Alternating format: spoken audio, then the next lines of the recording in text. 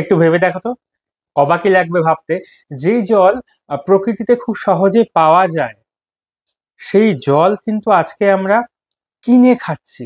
এর থেকে আমরা কি বুঝতে পারি, যদি আমার মধ্যে কোনো জিনিস বিক্রি করার ক্যাপাসিটি থাকে তাহলে আমি সবকিছু বেচতে পারবো। যেই জল অতি সহজে প্রকৃতিতে পাওয়া যায় সেই জলও কিন্তু আমাদের কিনে খেতে হয়। কি খেতে হয়? তো এর থেকেই প্রমাণ হচ্ছে শুধু বেচার একটা বুদ্ধি লাগবে, একটা ক্যাপাসিটি লাগবে, তাহলে পরেই বিক্রি করতে পারবে। আমার তো পুঁজি বেশি নেই, তারপরেও আমি কি করে ব্যবসা করব? এটা কিন্তু একটা গভীর প্রশ্ন, এটা কিন্তু দারুণ একটা বিষয়, তাই না? প্রত্যেকের কাছে কিন্তু ইনভেস্ট করার মতো প্রচুর টাকা থাকে না। থাকে কি? থাকে না। তাই আমি আজকে বলবো একদম অল্প পুঁজিতে কি করে ইনকামটা বাড়িতে আসবে। আমি ইনভেস্ট করলাম, আমাকে তো লাভের মুখ দেখতে হবে, মুনাফা দেখতে হবে। কি করে লাভের মুখ দেখবো সেটাই। তার প্রথম যেই কথাটা বলবো সেটা হলো, আমাদের প্রত্যেকের বাড়িতেই কিন্তু রান্না হয়, কম বেশি ভালো মন্দ কিন্তু রান্না হচ্ছে, হচ্ছে তো। এবার সেই রান্না মা বোনরা রাঁধছেন, সেই রান্না কিন্তু আমরা খাচ্ছি। বাড়ির স্বাদের যে রান্না, বাড়িতে যে রান্না তৈরি হচ্ছে, সেই রান্নার মতো রান্না কিন্তু বাইরে কোথাও খেয়ে তৃপ্তি পাওয়া যায় না। যায় কি? যায় না। এইবার আসি আসল টপিকে। প্রচুর মানুষ এরকম রয়েছেন যাদেরকে বাইরে থেকে কিনে খেতে হচ্ছে। তারা হয়তো চাকরি সূত্রে কিংবা বিভিন্ন কাজের সূত্রে এক জায়গা থেকে অন্য জায়গায় এসছেন, সেখানে রান্না করছেন না, কিনে খাচ্ছেন। প্রচুর এরকম জায়গা রয়েছে যেখান থেকে কিন্তু খাবার খুব সহজে কিনতে পাওয়া যাচ্ছে। কিনতে পাওয়া যাচ্ছে কিনা? তাহলে আমরা কিন্তু দেখে থাকি, লক্ষ্য করি যে ও বাইরে থেকে হোম ডেলিভারি খাচ্ছে। কি? হোম ডেলিভারি এই কথাটার সাথে আমরা আহ, বেশিরভাগ লোকে কিন্তু পরিচিত। তাহলে আমার বাড়িতেও তো রান্না হচ্ছে, হচ্ছে কি হচ্ছে না? মা বোনেরা রাঁধছেন, তাহলে মা বোনেরা রান্নাটা করুক। আমি কি করব? সেই সমস্ত মানুষদেরকে একটু খুঁজি কারা কারা এরকম রয়েছে, তাদের সাথে গিয়ে কথা বলি যে আমিও এরকম রান্না করছি, তো আমার থেকে রান্নাটা নিন। এবার আমি একটু ভালো কোয়ালিটি মেনটেন করব, পুরো রান্নাতে বাড়ির স্বাদ থাকবে একটা। একদিন দিয়ে দেখি না কি হয়, সেই লোকটার কাছে গিয়ে কথা বলি, কথা বলে তাকে দিই। যদি আমি আমার রান্নার গুণগত মান ঠিক রাখি, তাহলে কিন্তু, তাহলে সেই লোকটা পরবর্তীতে আবার আমাকেই বলবে খাবার দেবার জন্য। এইভাবে একজন, দুজন, তিনজন, চারজন যেতে হবে, চারজনের কাছে গিয়ে বলতে হবে যে আমি এই কাজটা করি, তারপরেই তো তোমার কাছে কাজ আসবে, অর্ডার আসবে। আর এখন সব থেকে ভালো মাধ্যম হলো সোশ্যাল মিডিয়া, ফেসবুক রয়েছে। যেই রান্নাটা হচ্ছে সেটা সুন্দর করে একটা নিজের ফোন দিয়ে ছবি তুলে নাও, দিয়ে পোস্ট করো যে হোম ডেলিভারি হবে। ইনস্টাগ্রাম রয়েছে, ফেসবুক রয়েছে, হোয়াটসঅ্যাপে স্ট্যাটাস লাগিয়ে দাও, বাস। যত সহজে বললাম তত সহজ না। প্রথম প্রথম একটু কষ্ট হবে অর্ডার আসতে, কিন্তু পরবর্তীতে যখন প্রচার হয়ে যাবে, তুমি যখন গুণগত মান ঠিক রাখবে, ঠিকই তোমার কাছে অর্ডার আসবেই আসবে। আর দিন দিন মুনাফা বাড়লে তখন তুমি আইটেম বাড়িয়ে দাও। এরপর আসি, অবসর সময়ে বসে মা বোনেরা কিংবা বাড়ির যারা রয়েছেন প্রত্যেকেই, ছেলে বলো মেয়ে বলো, প্রত্যেকেই অবসর সময়ে প্যাকেটিং এর কাজ তোমরা করতে পারো। প্রচুর এরকম চানাচুর ফ্যাক্টরি রয়েছে, ঝুড়ি ভাজা ফ্যাক্টরি রয়েছে, তাদের সাথে কথা বলো, তারা কিন্তু প্যাকেটিং এর জন্য লোক নেয়। তাদের যে জিনিসগুলো তৈরি হচ্ছে সেটা কিন্তু প্যাকেট করতে হয়। তো তোমরা সেখান থেকে জিনিসগুলো নিয়ে এসো, বাড়িতে অনেকেই রয়েছে বাড়িতে পাঠিয়ে দেয়, তো বাড়িতে নিয়ে এসো। বাড়িতে আনার পরে সেগুলো বাড়িতে বসে রাত্রিবেলা অবসর সময় কিংবা সন্ধ্যাবেলা অবসর সময় সেগুলো প্যাকেট করো।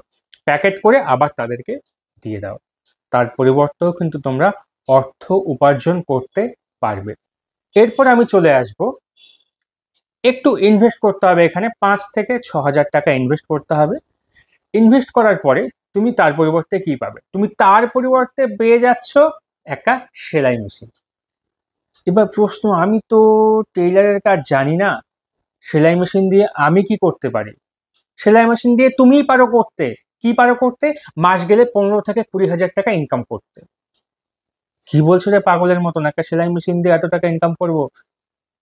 পাগল টাগল নাকি? না না, পাগল না, সত্যি বলছি। মাস গেলে 15 থেকে 20 হাজার টাকা ইনকাম করতে পারো। সেটাও কি উপায়? বাজারের ব্যাগ তৈরি করো, কারণ বাজার প্রত্যেককে করতে হয়, আর বাজার করার জন্য ব্যাগ কিন্তু লাগে, ব্যাগ ছাড়া পকেটে করে কিন্তু জিনিস আনতে পারবে না, তাই না? তো তুমি বাড়িতে বসে বাজারের ব্যাগ বানাও। কি দিয়ে বানাবে? এখন প্রশ্ন হচ্ছে কি দিয়ে বানাবে?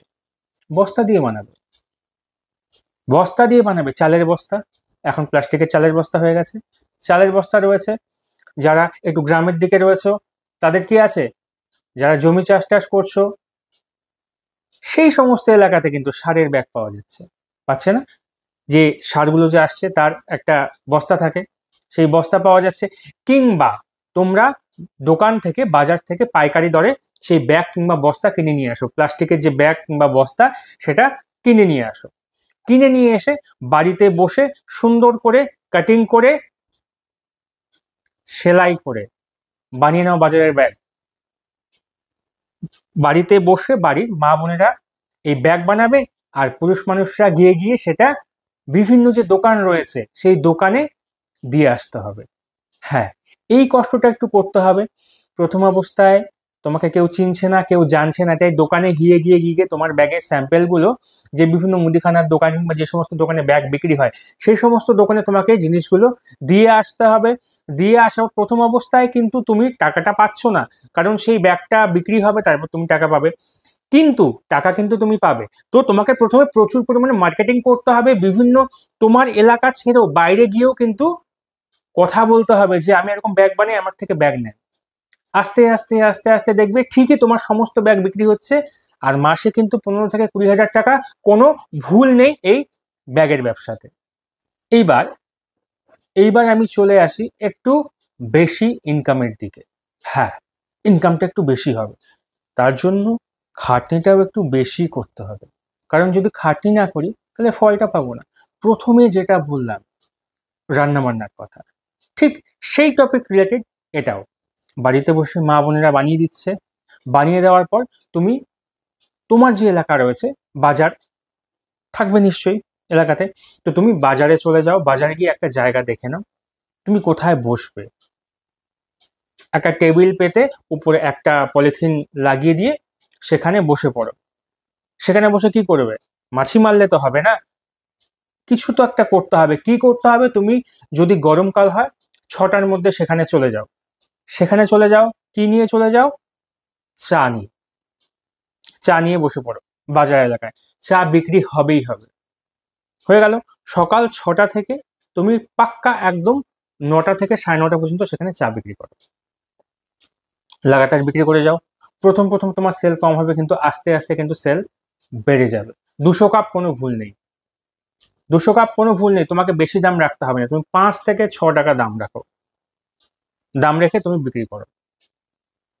গেল, এবার তোমার 9টা বেজে গেছে, 9টা বাজতে বাজতে তুমি ঠিক 10টা থেকে শুরু করে দাও সকালের জলখাবার। সকালের জলখাবারে ওই পুরি সবজি রাখার কোনো প্রয়োজন নেই, তার বদলে তুমি 20 থেকে 25 টাকার মধ্যে তুমি রেখে দেওয়া হচ্ছে খিচুড়ি, তার সাথে পাঁপড় ভাজা কিংবা অন্য একটা আইটেম, সেটা তুমি চালিয়ে যাও সকাল 10টা থেকে 12টা, 12:30 পর্যন্ত। সেই রান্নাটা কোথা থেকে আসবে? সেই রান্নাটা বাড়িতে তোমার রান্না হবে, মা বোনেরা বাড়ি থেকে রান্না করে দেবে, তুমি সেটা নিয়ে গিয়ে সেখানে বিক্রি করবে। হলো, এইবার তারপরে ঠিক দুপুরে খাওয়ার সময়, দুপুরে খাওয়ার সময় তুমি মেনুটা একটু চেঞ্জ করে দাও।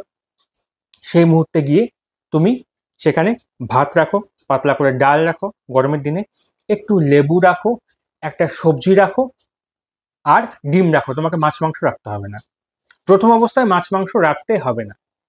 গেল, এটা তুমি কন্টিনিউ করো, এটা তোমাকে কন্টিনিউ করতে হবে 3টা থেকে 3:30 পর্যন্ত, বাস।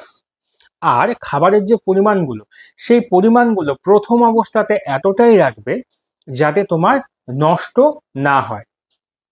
আর আগেই বলেছি, যদি বাড়ির রান্নার স্বাদ পাওয়া যায় তাহলে তোমার কাছে খেতে আসবেই লোকে, আসতে বাধ্য, তোমার কাছে আসবেই আসবে। এই রান্নাগুলো কি অতি সহজে বিক্রি হয়ে যায়। খিচুড়ি, রুটি খেলে কিংবা লুচি খেলে অনেকেরই গ্যাস হয়, কিন্তু খিচুড়ি খেলে কিন্তু গ্যাসের সম্ভাবনা নেই, তাই তোমার কাছে বিক্রি হবেই হবে।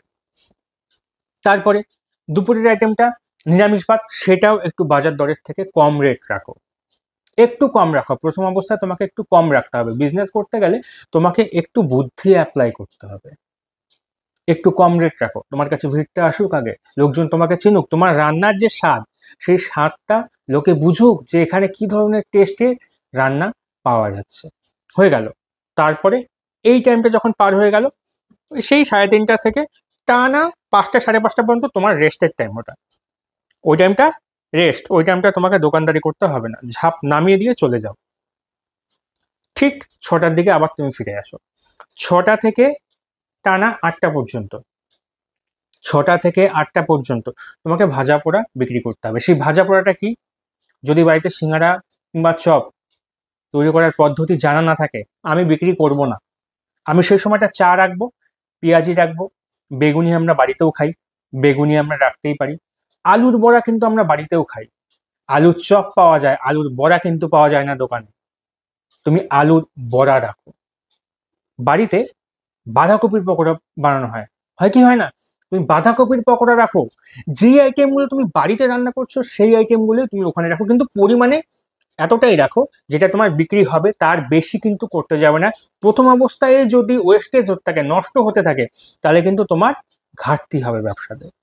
ঠিক ওই টাইমটা শেষ, তুমি এখানে কাজ করছো, আর বাড়িতে কি হচ্ছে ওই টাইমটাতে? সন্ধ্যাবেলা তুমি জিনিস নিয়ে আসার পরে বাড়িতে ওই টাইমটায় চলছে রাতের খাবারের জন্য। দুপুরে যেই সবজিটা রেখেছিলে রাতে সেই সবজিটা রাখবে না, রাতের সবজিটা একটু পাল্টে দাও। পাল্টে দিয়ে তুমি 25 থেকে 30 জনের খাবার ব্যবস্থা করো প্রথম অবস্থায়। এবার রাতেও তুমি ঠিক 8টা থেকে 10:30 পর্যন্ত রাতের খাবারের ব্যবস্থা রাখো ওখানে। বাস, এই তোমার সারাদিনের রুটিন। আর তুমি এটা মাথায় রাখবে, দুপুরের খাওয়া হোক রাতের খাওয়া হোক, প্রথম 1 মাস অন্তত পক্ষে 25-30, ম্যাক্সিমাম 50 জনের রান্না। 50 জনের রান্না প্রথম অবস্থায় না রাখাই ভালো, 25 থেকে 30 জনের রান্না রাখো। তারপর দেখো এই ব্যবসাতে তুমি যেই মূলধন ইনভেস্ট করবে, যেই মূলধন তোমার দেওয়া হয়েছে, 1 মাসের মধ্যে 3 গুণ হয়ে তোমার কাছেই ফিরে আসবে, তোমার কাছেই ফিরে আসবে লাভের হিস্সা হিসেবে। বুঝতে পারলে? তাই ব্যবসা করতে গেলে তোমাকে সেলসম্যান হতে হবে, সবার কাছে গিয়ে গিয়ে কথা বলতে হবে, আর একটু স্মার্ট ওয়েতে ব্যবসা করতে হবে। আর এই ব্যবসাগুলো তুমি ঘরে বসে খুব সহজে করতে পারো। আশা করি তোমাদের প্রত্যেকের কাজে লাগবে। যদি ভালো লেগে থাকে সাথে থাকবে, আর এরকম নতুন নতুন ভিডিও পেতে চ্যানেলটাকে সাবস্ক্রাইব করে দিও।